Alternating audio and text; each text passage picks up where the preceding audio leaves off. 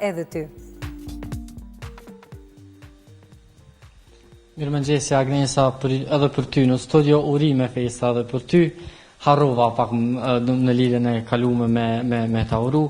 Na kemi ardhur pra nga një ambient spitalor në një ambient tjetër të ngjashëm. Jemi pra këtu në qendrën kryesore të mjekësisë familjare në Prishtinë. E si që the edhe ti, pra pas 30 ditësh agjerim, besimtarët muslimanë zakonisht tentojnë tentojnë që ta tepërojnë me ushqime ëmbëlsira sidomos, e pikërisht për këtë teprim në ngrënie të këtyre ëmbëlsirave, sot do flasim pra këtu me doktoreshën e specializuar të mjekësisë familjare Violeta Haxhiaj, për këto raste dhe se sa raste pranojnë në kushte për situata të tilla. Pra doktoresh, fillimisht faleminderit që pranua ftesën.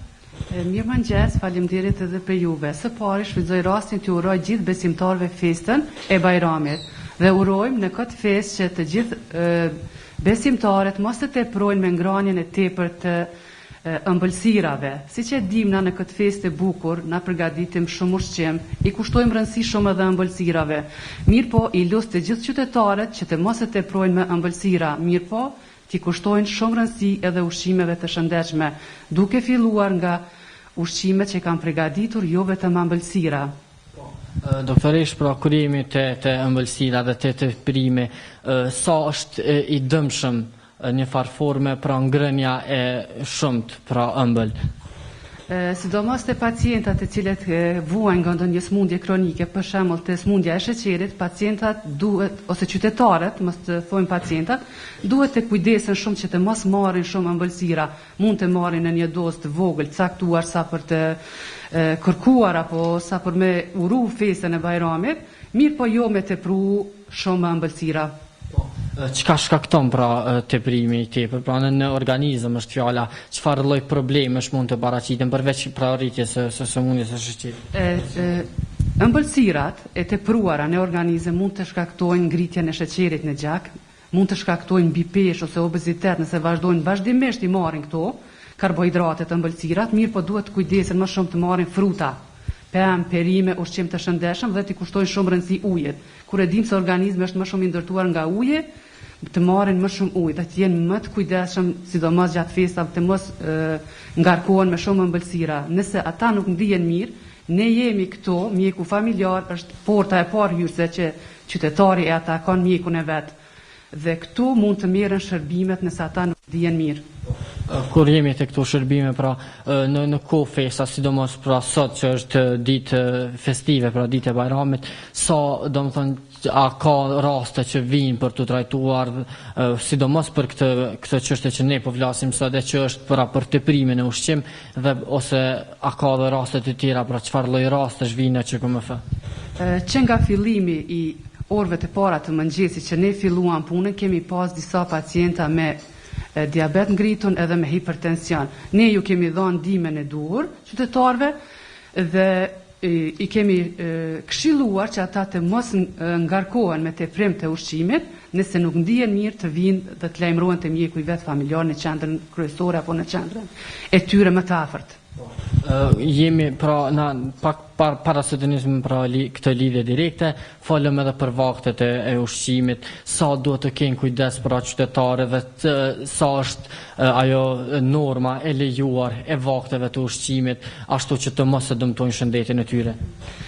Siç e dim, për të jetuar shëndetshëm dhe për të qenë njeriu i shëndetshëm duhet të ushqehet 5 herë në ditë. Domethënë 3 shujta kryesore, mëngjes, drekë, darkë dhe 2 mes shujta. Po çka është më rëndësi, këto të jenë të bashkangjitura apo të jenë të kujdesshëm edhe të merren edhe me aktivitet fizik, kështu që pacientat me diabet, me hipertension të dalin të bëjnë aktivitet fizik 3 herë në javë, të bëjnë ecje. Edhe pse duhet kem parasysh se jemi në gjendje pandemie, duhet të dalin të ecën në distancë dhe të marrin maskën dhe të jenë të kujdesshëm.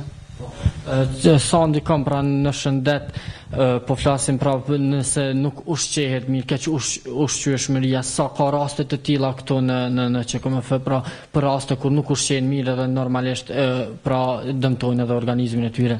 Nëse qytetarët nuk ushqihen mirë, këtu kemi edhe raste me mbi peshë dhe me nën peshë, nëse ata nuk ushqihen mirë dhe nuk ushqihen shëndetshëm, mund të vinë deri te nën pesha.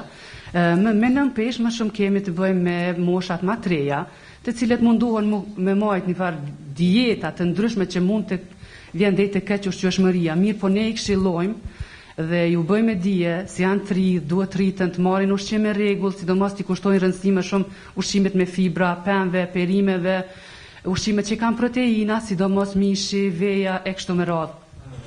Doktoresh, prap po I kthehem asaj që bisedua më herët për raste që vijnë këtu. Ju na treguat se sot pati pra raste që I pranuat në QKMF. Mundesh me na tregu më shumë për këto raste, se çfarë lloj rastesh kanë qenë? Sot, këtë ditë festive që më mëngjes patëm raste me hipertension, kur e dim se festa e Bajramit është një festë e mirë që na duhet me dhuru dashuri me njëri tjetrin, me qenë të lumtur, mirë po prej këtyre raste patëm edhe raste tjera kur e dim se festa disa qytetarë dhe mërziten për shkak që kanë pas ndonjë humbje të ndonjë antari në familje, atëherë ne e këshillum, I dham tretmanin e dur dhe e këshillum që me qenë këtë ditë festive, me mendu vetë mirë dhe me ofru dashuri dhe lumturi të qytetarë tjerë, të antarë afërm familjar. Doktoresh, po kthejmë prapra të primit me ëmbëlsirat. Cila është terapia e rekomanduar për këta pacient, për këta qytetarë pra që vinë? Çfarë lloj terapie u rekomandohet të marrin? Te primi ushqimit, terapi adekuate për këtë është që të mos terapia më e vetme dhe më kryesore është që të mos tepruohet me ushqim.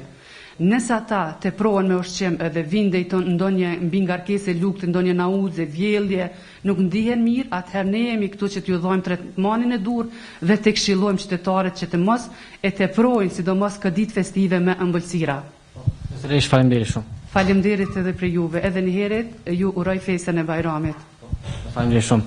Agnesa, pra kaq kishim nga kjo lidhje direkte këtu në qendrën kryesore të mjekësisë familjare me doktoreshën Violeta Xhiaj, e po ju kaloj linjën ju në studio dhe shikuesit pra të qëndrojnë me programin tonë për shkak se kemi edhe gjëra të tjera të përgatitura. Faleminderit shumë Fitim edhe për këtë lidhje.